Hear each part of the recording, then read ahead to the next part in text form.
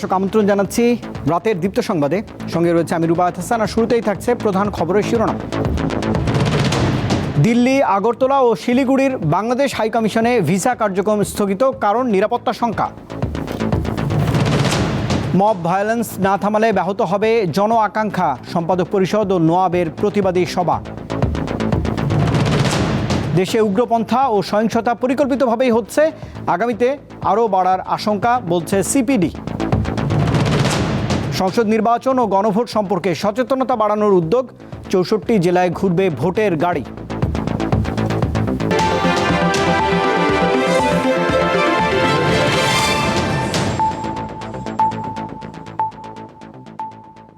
দর্শক, এবারে পুরো আয়োজন। নিরাপত্তা শঙ্কায় দিল্লি, আগরতলা ও শিলিগুড়ির ভিসা কার্যক্রম স্থগিত করেছে বাংলাদেশ হাইকমিশন।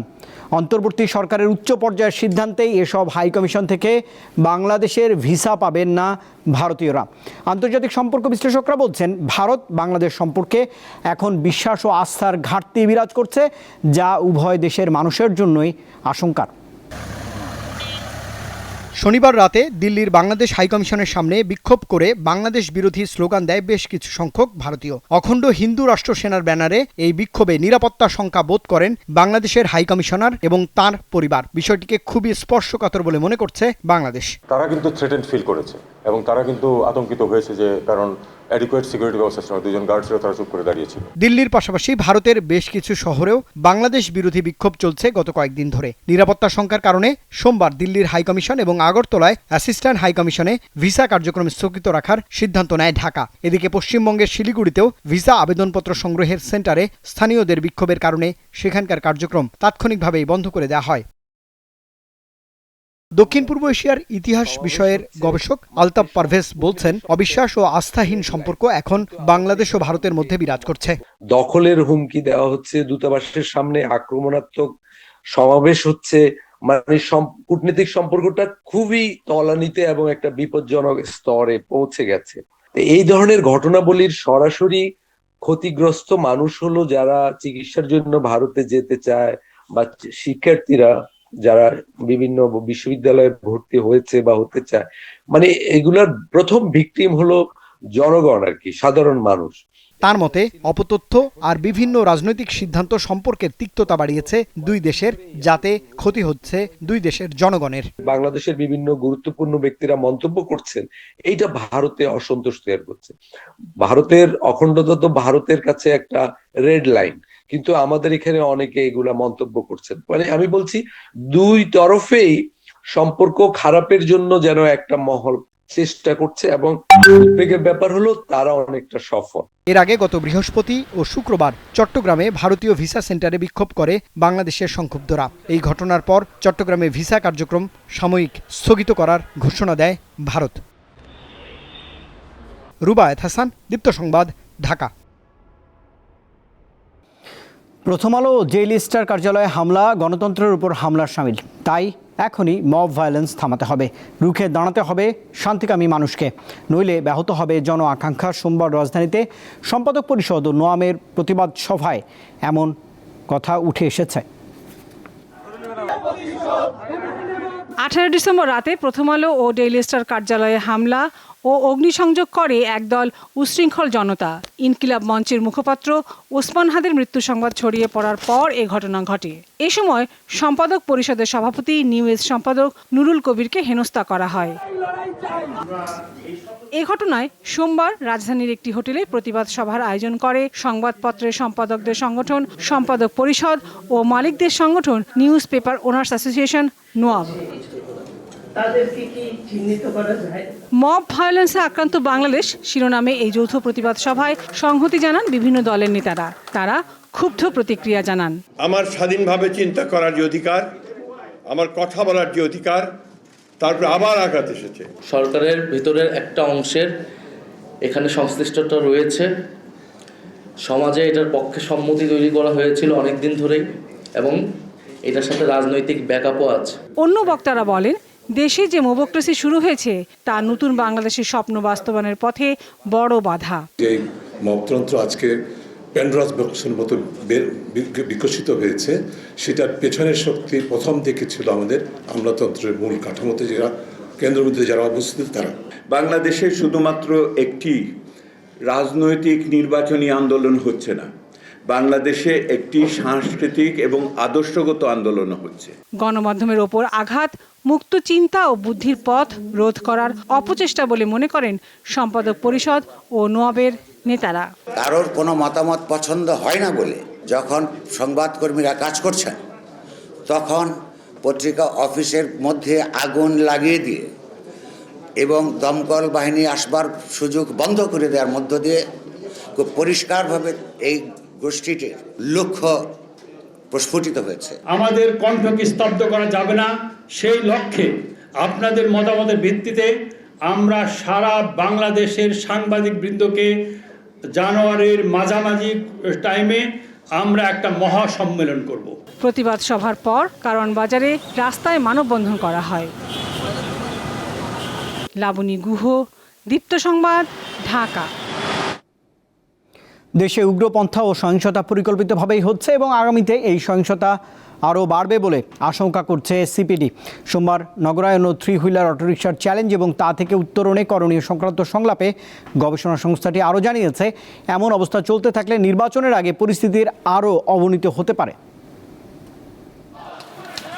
2024 সালের রাজনৈতিক ক্ষমতার পট পরিবর্তনের পর পাল্টে যায় পুরো বাংলাদেশের দৃশ্যপট। এরই পরিপ্রেক্ষিতে বেসরকারি গবেষণা প্রতিষ্ঠান সেন্টার ফর পলিসি ডায়ালগ সিপিটির গবেষকরা বলছেন, দেশের নতুন বিস্তৃত উগ্রপন্থা সহিংসতা আরও শক্তভাবে নিজস্ব অবস্থান জানান দেবে। তবে সহিংসতা ও উগ্রপন্থার বিরুদ্ধে রাজনৈতিক দলগুলো নিন্দা করলেও বর্তমান সরকার হালকাভাবে বিবৃতি দিচ্ছে বলে মত গবেষণা সংস্থাটির। যদিও এই গোষ্ঠীগুলোর ভাষা এখনো প্রচলিত ন্যারেটিভের মধ্যে রয়েছে, তবে আগামী দিনে তা আরো শক্তভাবে নিজস্ব ন্যারেটিভে রূপান্তরিত হবে এই আশঙ্কা রয়েছে। এর বিরুদ্ধে আমরা প্রচলিত রাজনৈতিক প্রক্রিয়াকে নিন্দা জানাতে দেখছি, সরকারকে আমরা নিয়মানভাবে বিবৃতি দিতে দেখছি।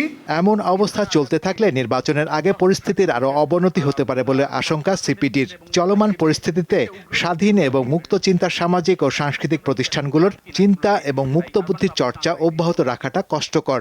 এ কারণে নির্বাচন এবং নির্বাচন পরবর্তী রাজনৈতিক পট পরিবর্তনে নতুন বিস্তৃত উগ্রপন্থার বিরুদ্ধে সম্ভবত আমরা খুব কম ব্যবস্থাই নিতে দেখব।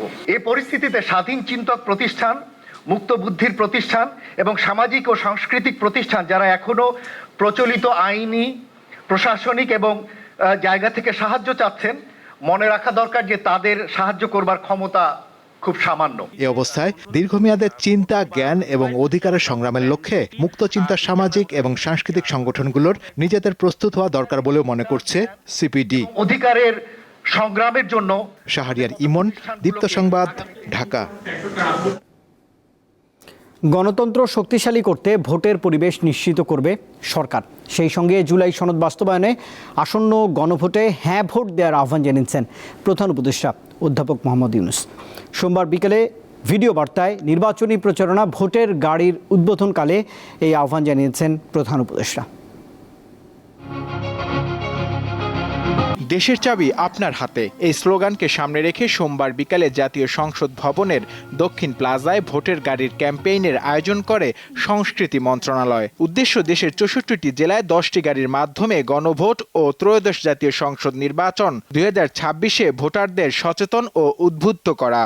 অনুষ্ঠানে ভার্চুয়ালি যোগ দিয়ে প্রধান উপদেষ্টা ডক্টর মোহাম্মদ ইউনূস বলেন, নির্বাচনে ভয় থাকবে না, থাকবে নির্ভীক মত প্রকাশ।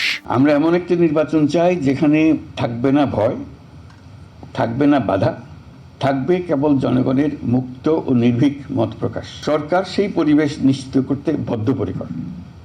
এবারের নির্বাচনে আপনি আরও একটা ভোট দেবেন, জুলাই সনদের ভোট। আপনি যদি এই সনদ সমর্থন করেন তবে গণভোটে অবশ্যই হ্যাঁ ভোট দেন। চলুন আমরা সবাই মিলে এই গণতান্ত্রিক যাত্রাকে সফল করি। পরে সাংবাদিকদের সাথে নির্বাচন ও সমসাময়িক বিষয় নিয়ে কথা বলেন দুই উপদেষ্টা।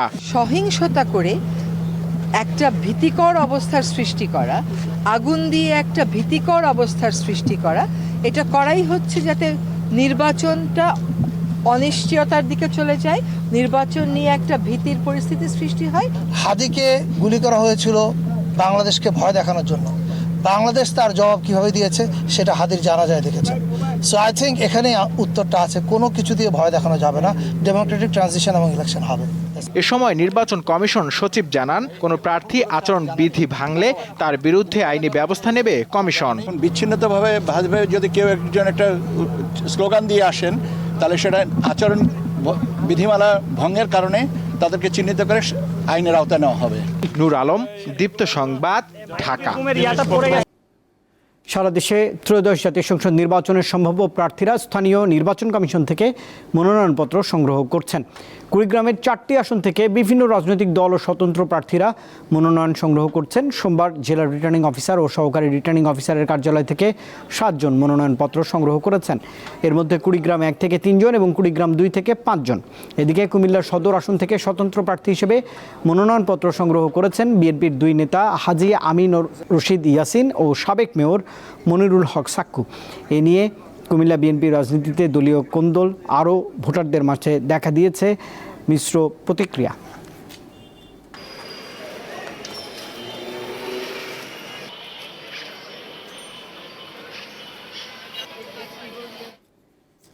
আগামী জাতীয় সংসদ নির্বাচন উৎসবমুখর পরিবেশে অনুষ্ঠিত হবে।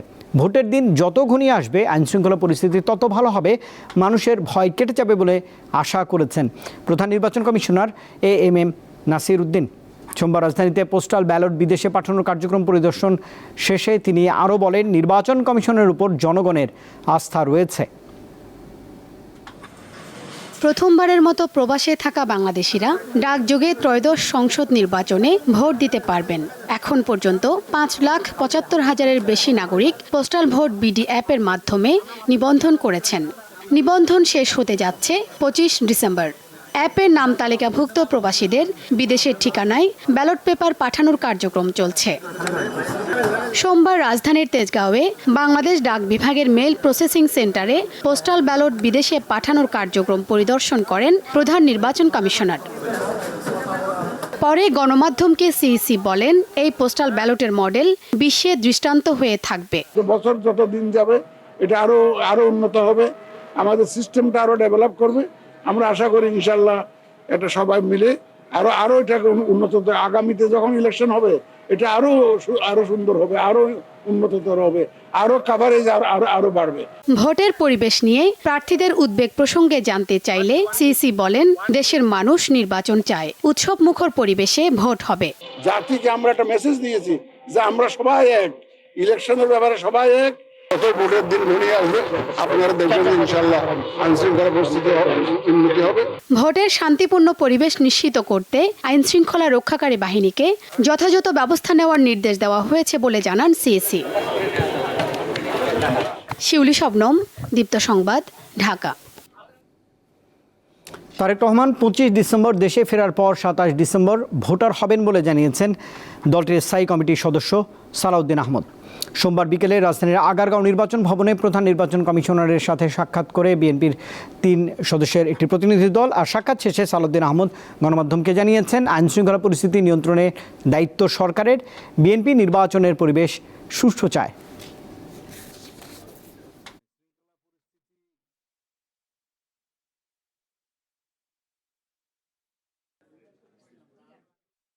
নির্বাচনের পরিবেশ সুষ্ঠু থাকুক কামনা করি, আশা করি। সরকারকে আমরা আহ্বান জানিয়েছি এবং জনগণও চায় এবার উৎসবমুখর পরিবেশে স্বাধীনভাবে মুক্তভাবে ভোট দিবে। তো সুতরাং আশা করি আইনশৃঙ্খলা পরিস্থিতির ক্রম উন্নতি হবে।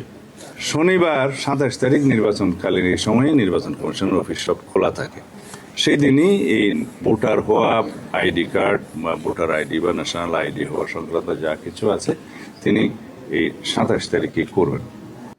দৈনিক প্রথম আলো ও ডেইলি স্টার কার্যালয়ে হামলার ঘটনায় এই পর্যন্ত অন্তত 17 জনকে গ্রেপ্তার করেছে পুলিশ। আর ভিডিও চিত্র দেখে 31 জনকে শনাক্ত করা হয়েছে। গ্রেপ্তার একজন লুটের টাকায় টিভি ও ফ্রিজ কিনেছেন বলে দাবি পুলিশের। সোমবার ব্রিফিংয়ে ডিএমপি আরও জানিয়েছে, প্রথম আলোর পক্ষ থেকে মামলা হলেও ডেইলি স্টার এখন পর্যন্ত মামলা করেনি। রাজধানীর কারণ বাজারে অবস্থিত দেশের শীর্ষ 2 দৈনিক প্রথম আলো ও ডেইলি স্টারে হামলা, অগ্নিসংযোগ ও লুটপাট হয় গত বৃহস্পতিবার। এরপর দেশে বিদেশে তীব্র সমালোচনার মুখে নড়েচড়ে বসে আইনশৃঙ্খলা বাহিনী। ভিডিও ফুটেজ দেখে চিহ্নিত করা হচ্ছে সন্দেহভাজন। ভিডিও ফুটেজ দেখে এই দুষ্কৃতিকারীদেরকে চিহ্নিত করার চেষ্টা করেছে। ঢাকা সহ দেশের বিভিন্ন স্থানে অভিযান চালিয়ে এখন পর্যন্ত বেশ কয়েকজনকে গ্রেপ্তার করা হয়। এ বিষয়ে সংবাদ সম্মেলনে এক প্রশ্নের জবাবে ডিএমপির অতিরিক্ত কমিশনার জানান, ঘটনার সময় বড় ধরনের সহিংসতা ও হতাহত এড়াতে অ্যাকশনে যায়নি পুলিশ। যারা সরাসরি এটার সাথে জড়িত, একটা ঘটনার প্রতিবাদ বা আউটব্রাস্ট করা এটা একটা আলাদা জিনিস, কিন্তু এই ঘটনার আড়ালে আমি একটা অফিসে গিয়ে আগুন দিয়ে দিব, ভাঙচুর করব, ভ্যান্ডালিজম করব, এটা অনাকাঙ্ক্ষিত। এইটা যারা করছে এইটা ব্যাড ইন্টেনশন নিয়ে করছে, তাদেরকে আমরা অবশ্যই আইনের আওতায় নিয়ে আসবো। গ্রেপ্তারকৃতদের মধ্যে আসামি নাইমের কাছ থেকে লুটের টাকায় কেনা টিভি, ফ্রিজ এবং নগদ টাকা জব্দ করা হয়েছে বলেও জানান তিনি। ওইখান থেকে নিয়ে যাওয়া টাকার মধ্যে নগদ 50,000 টাকা এবং সেই টাকা দিয়ে সে একটা টিভি কিনছে, একটা টাচ ফ্রিজ কিনছে, সেটা আমরা উদ্ধার করতে সক্ষম হয়েছি। তাদের বিরুদ্ধে পেনাল কোড, স্পেশাল পাওয়ার act, cyber security act, anti terrorism act, এই 4টা আইনে মামলা হয়েছে। হামলায় জড়িতরা যে দলের বা যে মতের হোক, প্রচলিত আইন ও বিচার ব্যবস্থার মধ্যে তাদের বিচার হবে বলে আশ্বাস দেন পুলিশের এ কর্মকর্তা। সেই বিচার ব্যবস্থায় তাদের বিচার নিশ্চিত করা হবে। দিলশা দানি, দীপ্ত সংবাদ, ঢাকা। ইনকিলাব মঞ্চের মুখপাত্র শরীফ ওসমান হাদী হত্যাকাণ্ডের বিচার আগামী 30 দিনের মধ্যে সম্পন্ন করা সহ 3 দফা দাবি জানিয়েছে ইনকিলাব মঞ্চ। হত্যাকাণ্ডের সঙ্গে জড়িতদের অবিলম্বে গ্রেপ্তার ও বিচারের দাবিতে সোমবার দুপুরে ইনকিলাব মঞ্চের সংবাদ সম্মেলনে এমন দাবি তোলেন সদস্য সচিব আব্দুল্লাহ আল জাবের। তিনি বলেন, সংশ্লিষ্ট কর্তৃপক্ষকে 3 দফা দাবি বাস্তবায়নে 24 ঘন্টা সময় দেওয়া হচ্ছে। এই 24 ঘন্টার মধ্যে স্বরাষ্ট্র উপদেষ্টা এবং আইন উপদেষ্টা গণমাধ্যমের সামনে স্পষ্ট বিবৃতি না দিলে ইনকিলাব মঞ্চ আরও কঠোর কর্মসূচি ঘোষণা করতে বাধ্য হবে বলে সংবাদ সম্মেলনে জানানো হয়। আমরাই আপনাদেরকে বের করে দিয়েছি যে এই খুনের সাথে কারা কারা জড়িত রয়েছে, আপনারা বের করতে পারেন নাই। আমরা স্পষ্ট করে বলতে চাই যে স্বরাষ্ট্র উপদেষ্টা, সহকারী উপদেষ্টা, আইন উপদেষ্টা থেকে শুরু করে প্রত্যেকে প্রচুর পরিমাণে দায়িত্ব অবহেলার কারণেই আজকে হাদী ভাইয়ের এই রক্ত এই বাংলার জমিনে ঝরেছে। সুতরাং প্রত্যেককেই এর জবাবদিহি নিশ্চিত করতে হবে। খুলনার সোনারডাঙ্গায় জাতীয় নাগরিক পার্টি এনসিপির নেতা মোতালেব শিকদার গুলিবিদ্ধ হয়েছেন। সোমবার বেলা 12:15টার দিকে সোনাডাঙ্গা থানার শেখপাড়া এলাকায় আল আকসা মসজিদের পাশে মোতালেবের ভাড়া বাসায় এমন ঘটনা ঘটেছে বলে জানিয়েছে পুলিশ। গুরুতর আহত অবস্থায় মোতালেবকে খুলনা মেডিকেল কলেজ হাসপাতালে ভর্তি করা হয়। চিকিৎসক জানিয়েছেন, গুলি মোতালেব শিকদারের মাথায় লাগলেও তিনি এখন আশঙ্কামুক্ত রয়েছেন। মোতালেব খুলনা বিভাগীয় জাতীয় শ্রমিক শক্তির আহ্বায়ক এবং জাতীয় নাগরিক পার্টির কেন্দ্রীয় সংগঠক। পুলিশ ঘটনাস্থল পরিদর্শনকালে মাদক ও গুলির খোসা পেয়েছে।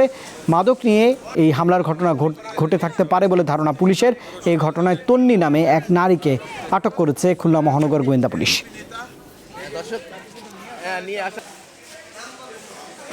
রক্তের দাগ এবং মাদকের ছড়াছড়ি, এখানে আপনার বিদেশি মদের বোতল, ইয়াবা খাওয়ার সরঞ্জাম এবং সেখানে আমরা একটি গুলির খোসাও পেয়েছি। এবং আমরা একটা জিনিস কনফার্ম হয়েছি যে এখানে যারা ছিল ওদের অন্তঃকন্দলের কারণেই আপনার এই গুলি ঘটনাটি ঘটেছে। আমরা এই ঘটনার সঙ্গে কারা কারা জড়িত এবং কারা কারা আসা যাওয়া করতো আমরা এগুলো তথ্য কালেকশন করছি। ময়মনসিংহের ভালুকায় এক যুবককে পিটিয়ে ও পুড়িয়ে হত্যার মামলায় গ্রেপ্তার 12 আসামির প্রত্যেকের 3 দিনের রিমান্ড মঞ্জুর করেছেন আদালত।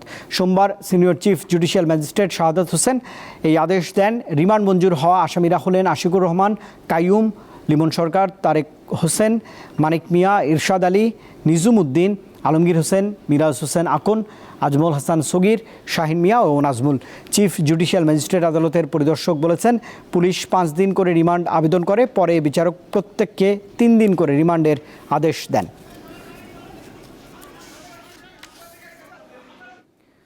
মানবতাবিরোধী অপরাধের মামলায় সালমান এফ রহমান ও আনিসুল হকের বিরুদ্ধে আনুষ্ঠানিক অভিযোগ গঠন করে বিচার শুরুর আবেদন করেছে প্রসিকিউশন। সোমবার আন্তর্জাতিক অপরাধ ট্রাইব্যুনাল 1-এ শুনানি করে রাষ্ট্রপক্ষ। এতে আন্তর্জাতিক অপরাধ ট্রাইব্যুনালের চিফ প্রসিকিউটর তাজুল ইসলাম বলেছেন, কারফিউ জারি করে ছাত্র জনতাকে হত্যায় সাবেক প্রধানমন্ত্রী শেখ হাসিনাকে বারবার চাপ প্রয়োগ করেন সালমান এফ রহমান। কয়েক লাখ ছাত্র জনতাকে মামলা দিয়ে হয়রানি করার অভিযোগ আনা হয়েছে সাবেক আইনমন্ত্রী আনিসুল হকের বিরুদ্ধে। আগামী 4 জানুয়ারি এই মামলার পরবর্তী শুনানির দিন ধার্য করেছে আন্তর্জাতিক অপরাধ ট্রাইব্যুনাল।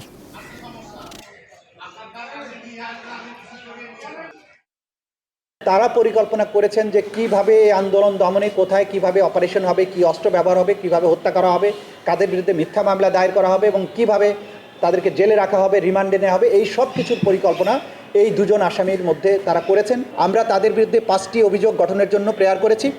আদালত সব কিছু দেখেছেন, শুনেছেন।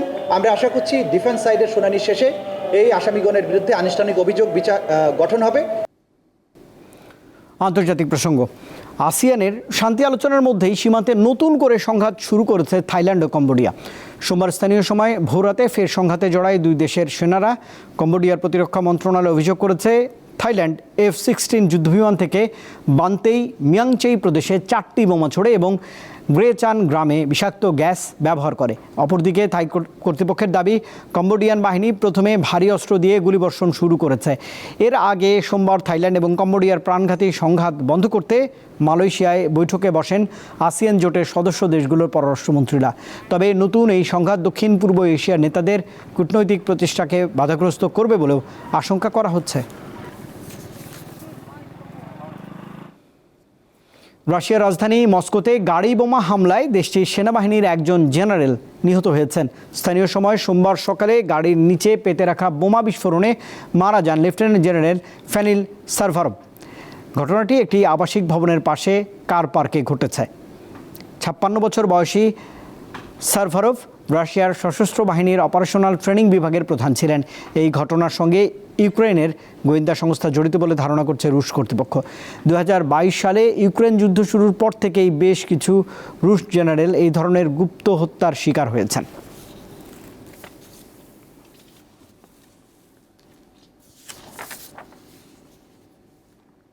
রাজধানীতে চলছে পাহাড়ের সংস্কৃতির এক অনন্য উৎসব। বান্দরবানের ক্ষুদ্র নৃগোষ্ঠী ব্রো সম্প্রদায়ের মানুষদের অংশগ্রহণে আলিয়স ফ্রান্সেস দ্য ঢাকায় আয়োজন করা হয়েছে সপ্তাহব্যাপী পাউমুন পার্বণ 2025। পাহাড়ি নৃত্য এবং বাদ্যযন্ত্রের তালে মুগ্ধ হয়েছেন দর্শকরা।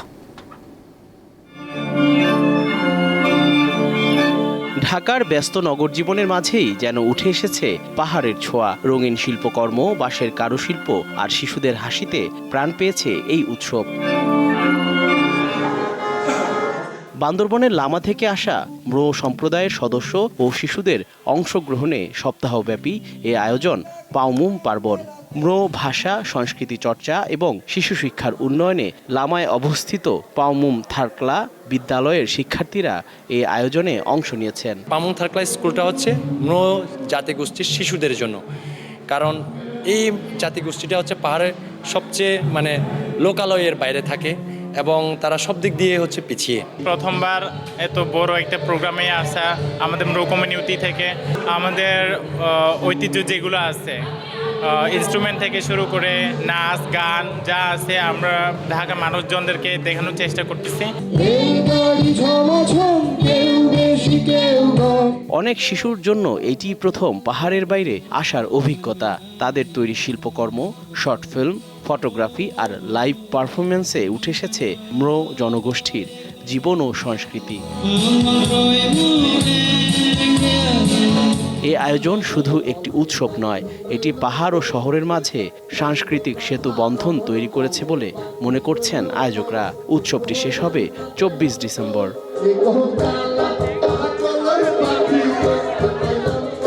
জহুরুল মোহসান, দীপ্ত সংবাদ, ঢাকা। দর্শক, এই খবরের সঙ্গে শেষ করছি রাতের দীপ্ত সংবাদ। শেষ করার আগে প্রধান খবরের শিরোনাম জানাবো আরেকবার। দিল্লি, আগরতলা ও শিলিগুড়ির বাংলাদেশ হাইকমিশনে ভিসা কার্যক্রম স্থগিত, কারণ নিরাপত্তা শঙ্কা। মব ভায়োলেন্স না থামালে ব্যাহত হবে জন আকাঙ্ক্ষা, সম্পাদক পরিষদ ও নওয়াবের প্রতিবাদী সভা। দেশে উগ্রপন্থা ও সহিংসতা পরিকল্পিতভাবে হচ্ছে, আগামীতে আরও বাড়ার আশঙ্কা, বলছে সিপিডি। সংসদ নির্বাচন ও গণভোট সম্পর্কে সচেতনতা বাড়ানোর উদ্যোগ, 64 জেলায় ঘুরবে ভোটের গাড়ি।